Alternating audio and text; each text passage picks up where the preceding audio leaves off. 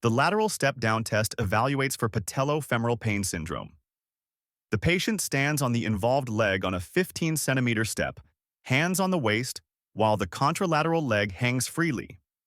The patient bends the stance knee to roughly 60 degrees to lower the non-involved heel to the ground and then returns to the starting position.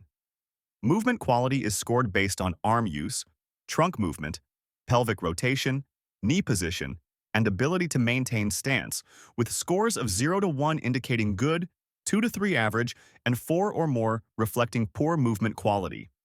A positive test reflects impaired dynamic control, as this assessment evaluates not only patellofemoral mechanics, but also trunk and pelvic stability. Sensitivity and specificity are unknown.